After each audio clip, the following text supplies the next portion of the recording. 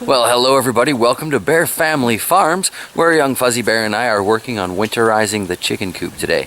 It looks like a beautiful, bright, sunny day, and it is, but that doesn't necessarily mean it's warm. So, in the spirit of trying to keep our ex-cage hens a little bit happier, a little bit warmer, we're putting up, well, just a slight protective barrier. It won't do much but block a little bit of wind, but that's the main thing I need to worry about from my understanding. So I'll show you what Fuzzy's doing and then we'll get back to the rest of it in a second. So in the assorted, random, and some would say useless, but I say quite useful junk that I have found around the property, there are these fiberglass sheets. I may have shown you guys these on the inside of the coop, because I was planning on putting some up to block drafts in there.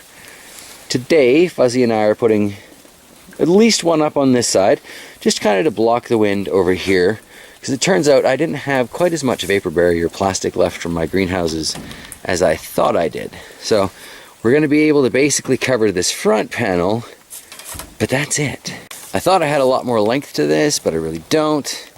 So yeah, in the end, this thing isn't even going to be fully enclosed, but hopefully we'll be able to attach things well enough that the wind won't rip it off.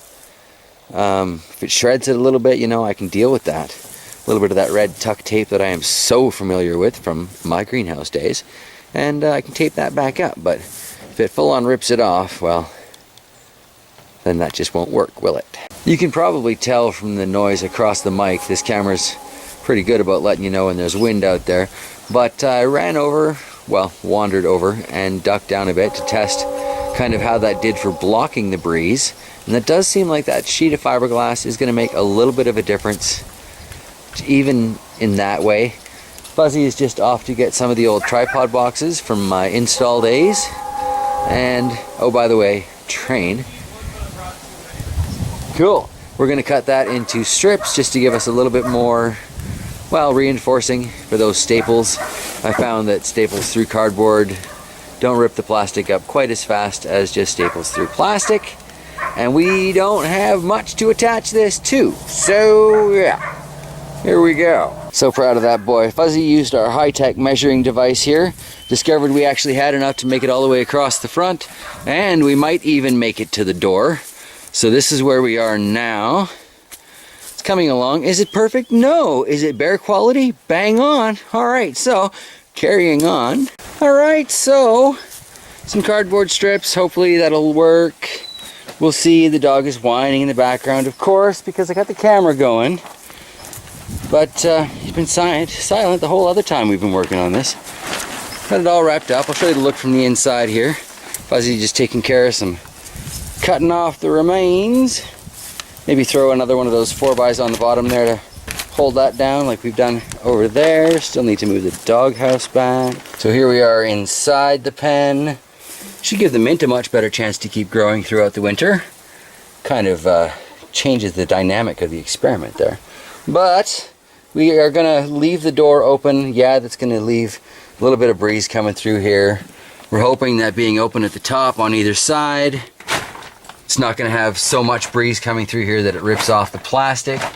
And that fiberglass is shorter over there too, so in theory it should funnel through fairly well.